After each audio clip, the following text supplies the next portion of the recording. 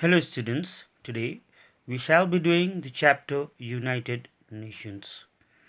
But before we do the chapter, you all can have a look at these two pictures which are merged into one. The two pictures shows the soldiers fighting for their countries during World War I and World War II. Ultimately, what we can conclude after having seen the disastrous effect of the two world war is that in a war no countries are winners, but the entire nation of the world loses in terms of lives. Economically, the countries become weak. People suffer from mental health problems, as well as there is social problems in the society as well. Now students, coming to the background as to how the United Nations came into existence, we shall look at this one by one. The First World War that took place on 28th July 1914 and continued up till 11th November 1918 had a devastating effect on the human lives economically, socially and mentally. There was destruction everywhere. The League of Nations that was founded after the First World War was founded with an aim to prevent any future war from taking place. But later on, we get to know that the League of Nations was not able to prevent the Second World War from taking place, as a result of which it was replaced by the United Nations Organization on 24th October 1945. Now students, with the failure of the League of Nations, the leaders of different nations of the world decided to have an organization that would work to prevent any future war from taking place and would also help in the maintenance of international peace and security. The Atlantic Charter of August 1941 aimed at settling all disputes peacefully without resorting to war. The term United Nations was for the first time coined and used at the Washington Conference by the President of the United States of America, Franklin D. Roosevelt. The United Nations Charter was finally approved on 26th June 1945 at the San Francisco Conference by 51 nations of the world. Or we can simply say that there were originally 51 nations who were members of the United Nations. The UNO replaced the League of Nations and finally came into force on 24th October 1945 because the League of Nations failed to prevent the Second World War from taking place.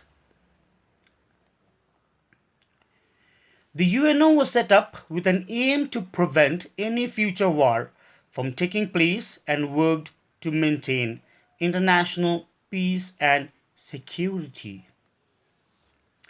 The United Nations, which had started with 51 original members, at present has 193 members, with South Sudan being the 193rd member of the United Nations.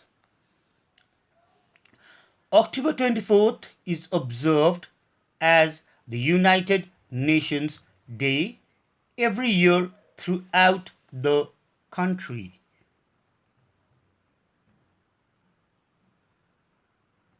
Next, coming to the aims and objectives of the UNO, the first and foremost aim of the United Nations is to save the succeeding generations of the world from the scourge of war, that is, to prevent the world from the ill effects of war or the negative impacts of war. Number two, to maintain international peace and security and try to settle disputes between different nations of the world in a peaceful way. Number three, to develop friendly relations among different nations of the world. Objective number four, to create faith in human rights and in dignity and worth of human beings. That is, to respect human rights and to have respect for the lives of the human beings. Point number five, that is the aims and objectives of United Nations, is to create an environment where there is social progress and where people can have a better standard of living. To create conditions where justice shall prevail and where there shall be respect for international laws and different nations of the world shall be respecting international treaties which they have agreed upon. Students, next coming to the principles of the United Nations organizations. All the member states of the UNO, that means those who are the members of the United Nations, are considered to be sovereign and equal. All the members of the United Nations will have to take a pledge to fulfill the obligations that are mentioned in the United Nations Charter. The member states should provide every assistance to the United Nations on any actions it takes place in accordance with the Charter. That means they'll have to help the United Nations with every work that the United Nations undertakes, and that work needs to be in accordance with the Charter of the United Nations. The United Nations shall also make sure that the countries which are not the members of the United Nations shall also work according to the terms and conditions mentioned in the principles of the Charter.